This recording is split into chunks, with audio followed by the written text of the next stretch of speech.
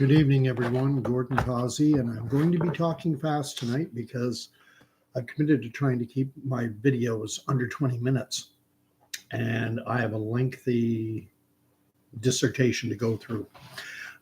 Before I get going, Candy's already been taken care of to save me some time there. And as always, thank you to everyone who has subscribed to my channel and for the likes and the comments and everything else. So to get going, down below I have linked short little commentary, and then there's a link to a video which is on Rumble. And it's a video put out by a woman of Palestinian background. Her father is from Hebron, which is a city in the occupied West Bank. And it's a decidedly pro-Palestinian video. And I'm going to be commenting on it. You can stop watching now and watch that video first, or you can listen to what I have to say about it and then watch it. It's your choice. Either way is good, but I do recommend watching the video, even though I disagree with this woman. She presents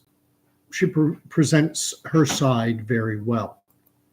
And this is what I have to say on it. Now, I'm often accused of only consuming content that is biased towards Israel, and that has never been true.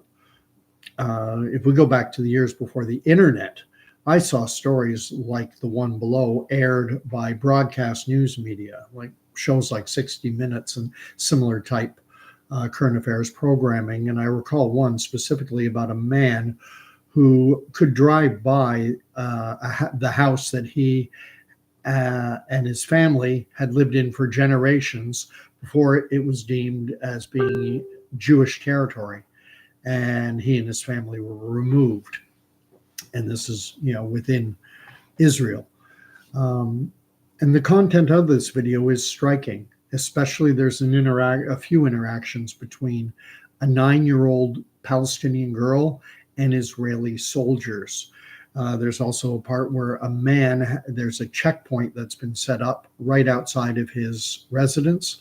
And every time he goes into his house or leaves it, he has to check in. He has to pass through this Israeli checkpoint. Now, again, the woman who put out this video, she has her bias, of course.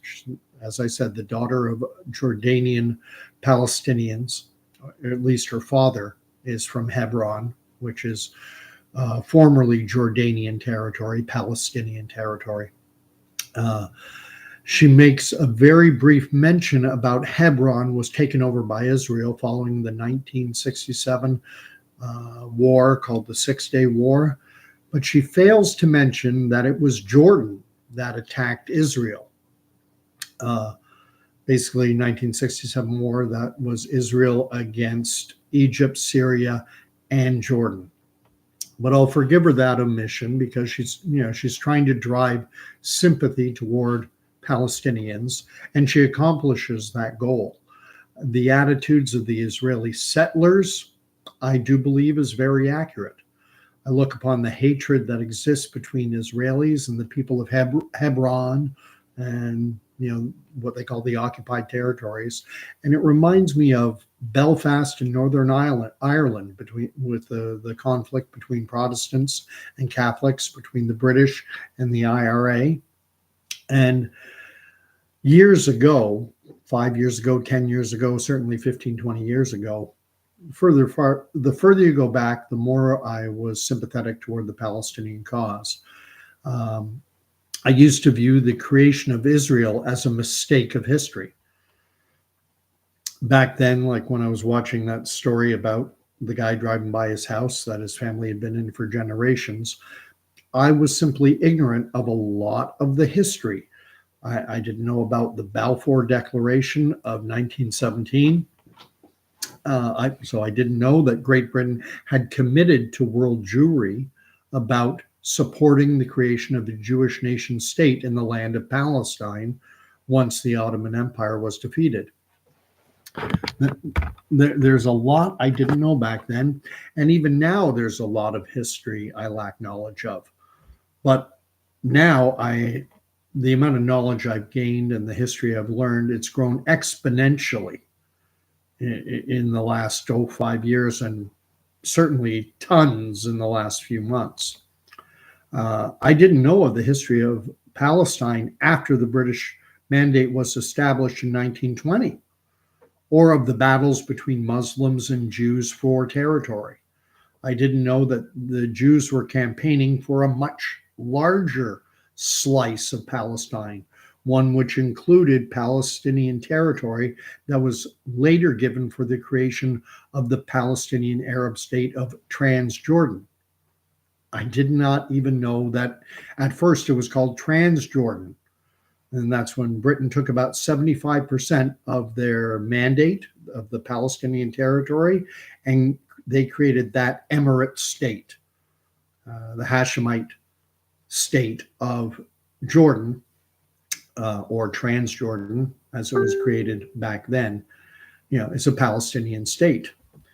I knew about the 1948 war, and I knew about the wars in 1967 and 1973, and I knew that after Jordan attacked Israel in 1967, that the area which we now call the West Bank, that Jordan lost it to Israel, as well as East Jerusalem. These are the things I knew.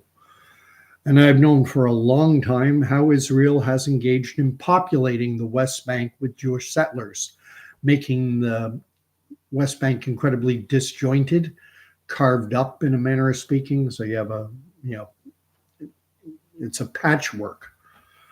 There are so many angles to look at in a complicated situation like this. And every angle has a degree of validity. But you can't look at things from just one angle and one angle only.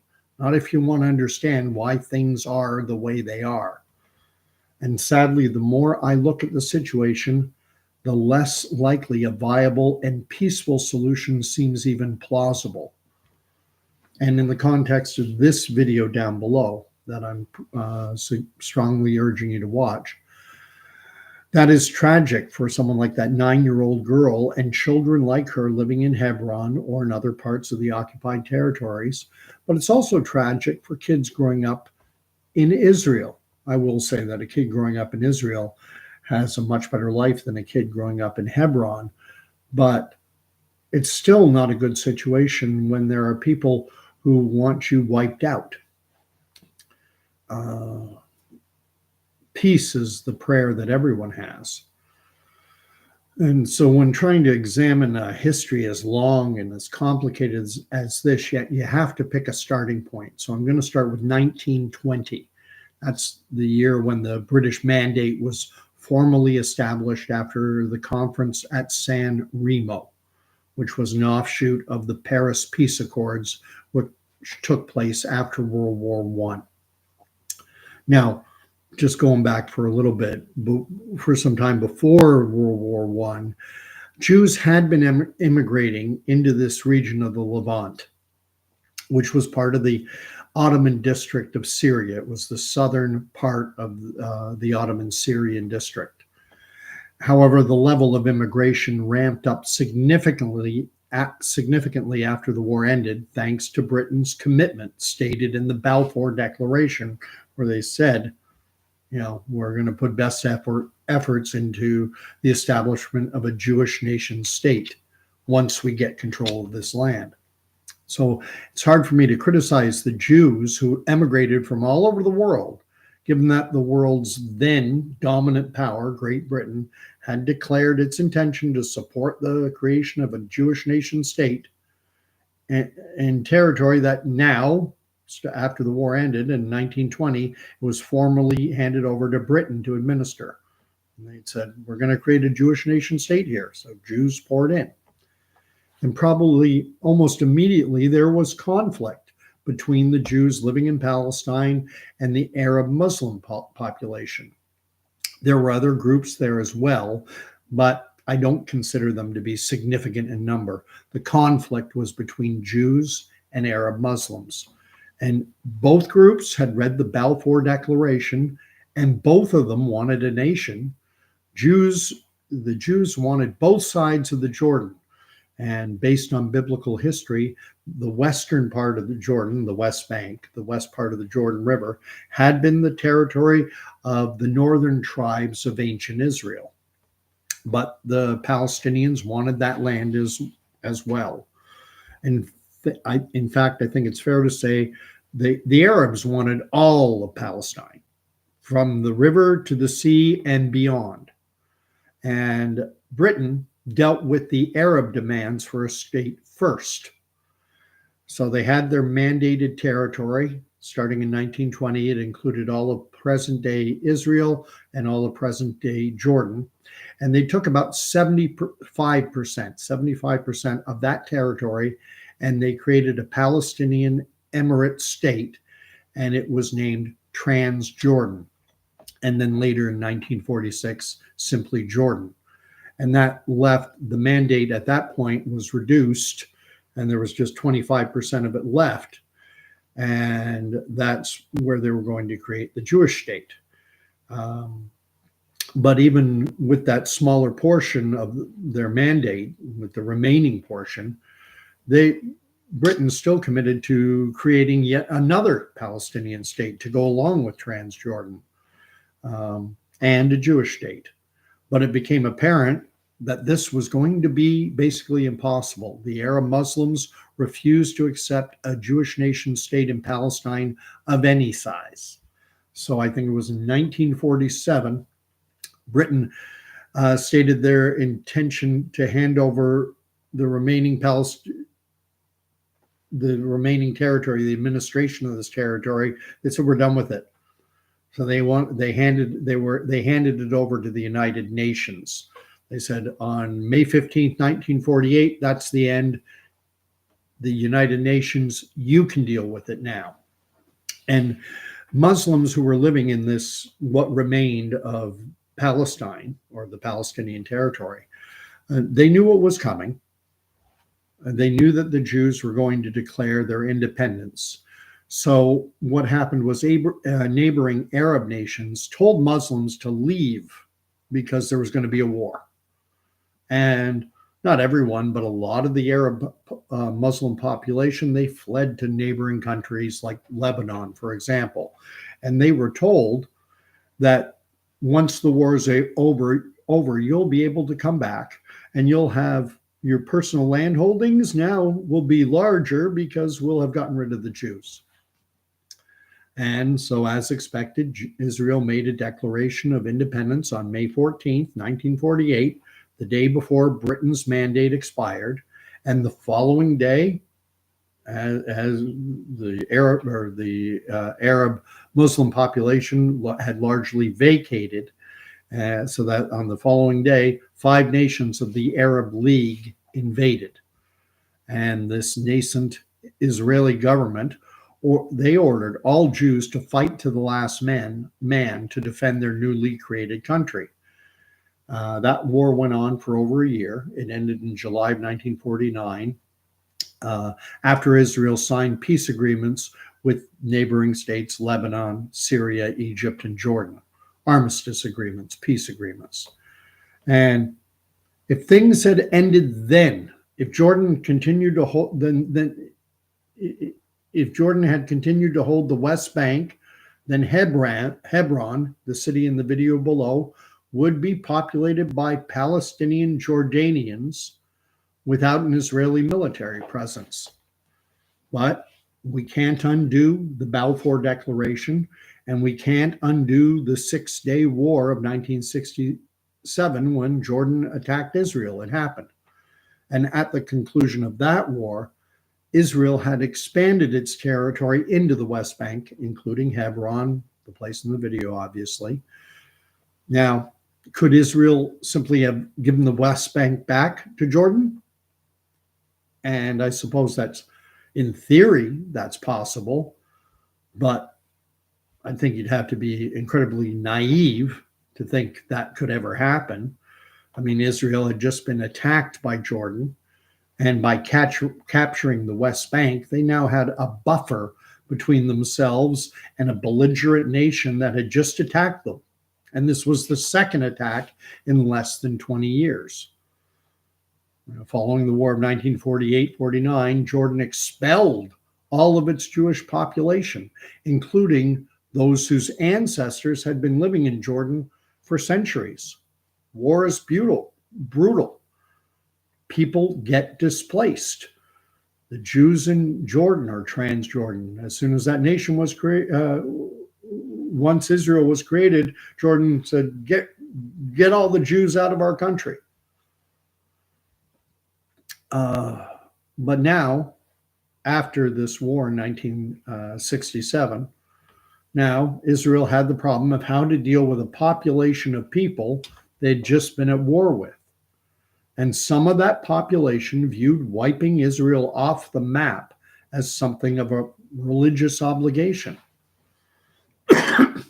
Now, if you're not aware, Jordan is a kingdom, or to use the Arabic term, an emirate.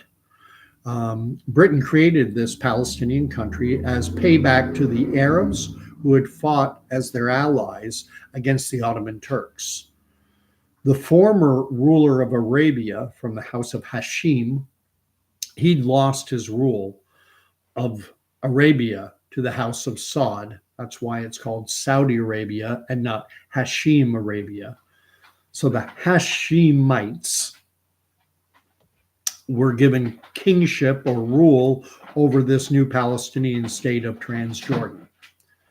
And actually in 1970, the ruler of Jordan was the heir to the Hashemite dynasty, King Hussein. And Jordan basically went to war with the PLO, which had been created in 1964. Because the PLO was seeking to take over Jordan. And remember, Jordan is part of Palestine. So the PLO had Syria as an ally, and Israel actually assisted Jordan by the Syrians started to send aircraft, war jets toward Jordan, and the Israeli Air Force intercepted them.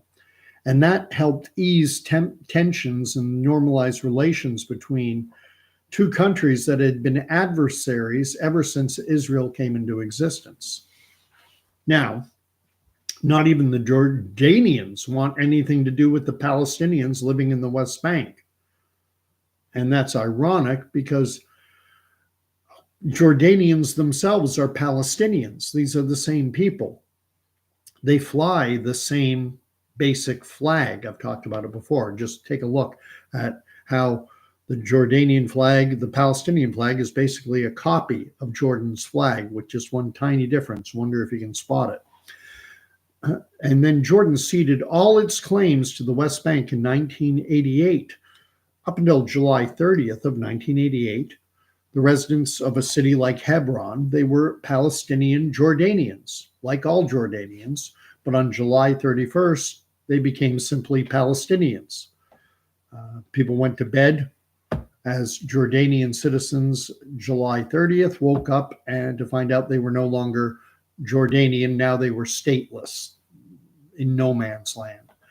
And in the video that's down below, there's a Jewish settler in Hebron who was interviewed, and he says he doesn't recognize the term Palestinian.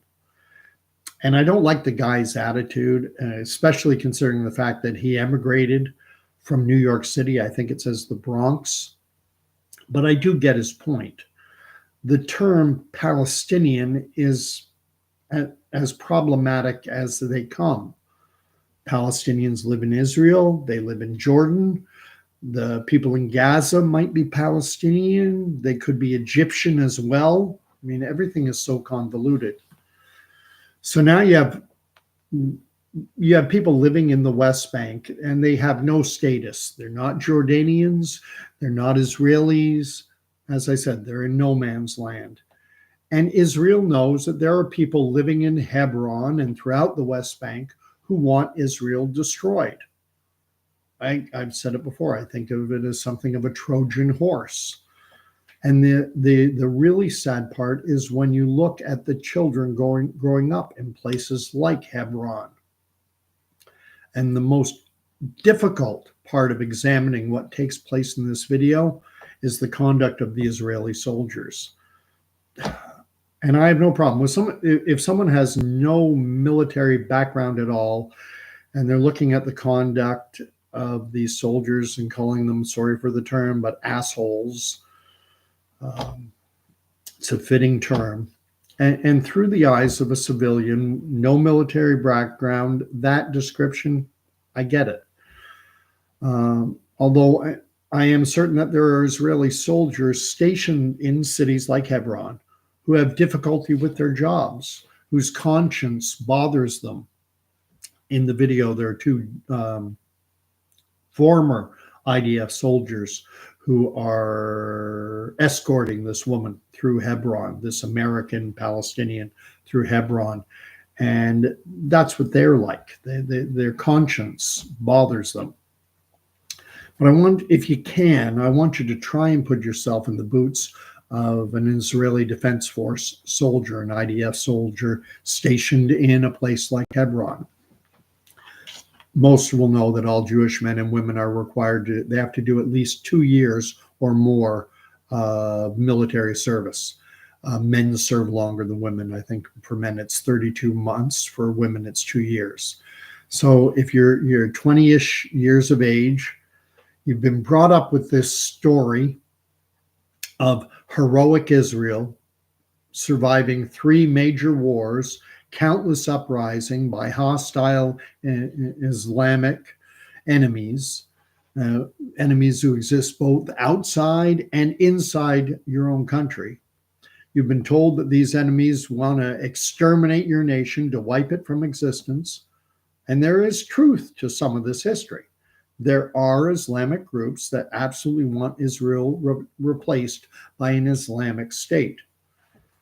And you've been trained and shown how Palestinians in the West Bank attack Israel's soldiers, even minors engage in these attacks. You no doubt will be aware about the 14-year-old in the West Bank who stabbed and killed an Israeli soldier, of soldiers being run down by trucks, of IEDs, improvised explosive devices being used against Israeli troops. Now, personally, myself, I never served in the combat arms. I was in the communications branch of the Canadian military, the Signal Corps. But I did undergo some of the training that combat troops like the infantry undergo. I also witnessed the training that infanteers get, specifically infanteers, and it was intense. And that's Canada. There's the realities of Canada's situation and Israel's. I think it's highly likely that an infanteer in the Israeli Defense Force, that their training is even more intensive. I never went to Afghanistan. I did take part in workup training that was being conducted for those who were going over in 2010. And I've talked to lots of guys who have been over, and they universally describe an incredibly difficult situation and the coping strategies that they've used. Basically, you never know who the enemy is. You don't know whether a piece of garbage trash lying on the ground is simply garbage trash, or could it be an explosive that threatens, could lose arms, legs, your life. And for the soldier, it's almost inhumane what they have to confront. And some do react by becoming inhumane themselves. And it's simply a survival instinct, if you want to call it that. Back, I forget when, would have been in and around the year 2000, when Omar Khadr was severely wounded at age 14 in Afghanistan. If you don't know the story of Omar Khadr, I'm not going to take the time to go into it, but if you do, if he had died, I would not have given it much thought because bad things happen in war. And Omar Khadr was actively engaged in fighting against Americans and Canadians, the forces who were over there. The soldiers in places like Hebron, they don't know who is a threat and who isn't, and what can be done. The only solution I could, maybe we could send in a United Nations force to move in and take over, systematically remove all weaponry from the civilian population, and then administer the territory for generations until this ancestral hatred, maybe it could peter out. But even that, I think, is naive, because these hatreds get passed down. I mean, I look at the former Yugoslavia as a case in point, Bosnia-Herzegovina. All my naive solution would provide is a break, a respite, a suppression of hostilities, which would still eventually blow up into something like what we saw in the Balkan War of the 1990s. I'll end it off. My support for Israel is still resolute. There is mindless rhetoric about a genocide taking place in Gaza, and it's just that, mindless rhetoric based solely on emotions because of pictures and videos that have been seen. War is brutal. And in this war, we have the proverbial immovable object confronting an irresistible force. Israel is defending its right to exist against enemies that want it completely annihilated.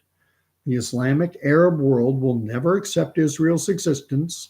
Now, not everyone, but there's simply too large a component of the Islamic Arab world that views Israel's existence as a catastrophe. And Israel is not going to simply surrender and abandon their country. So thank you for watching. I know I've gone over 20 minutes. I'm going to try and keep it under 30. God bless, and comments are welcome. And again, if you like this, you're welcome to hit the thumbs up. Appreciate it. We'll talk to you again later.